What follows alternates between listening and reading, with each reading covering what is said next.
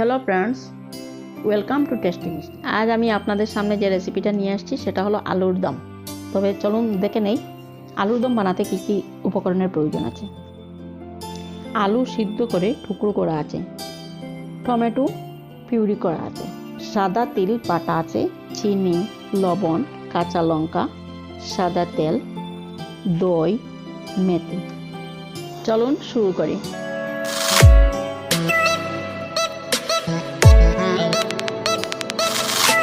একটা কড়াই গরম করে তার মধ্যে সাদা তেল ঢালিয়ে দিলাম। তেল গরম হওয়ার পর মেথি ভেজে তার মধ্যে সিদ্ধ করা আলুর টুকরোগুলি লাল করে ভেজে নিতে হবে। এখন তার মধ্যে টমেটো পিউরিগুলি ঢেলে দেব। তার মধ্যে একে একে পরিমাণ মতো লবণ, সামান্য চিনি,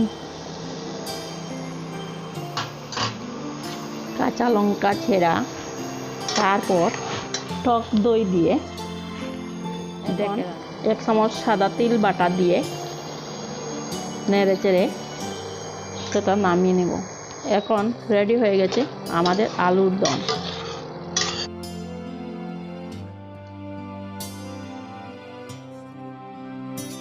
এরকম আরও সুস্বাদু খাবার তৈরি করার জন্য আমার সঙ্গে থাকুন।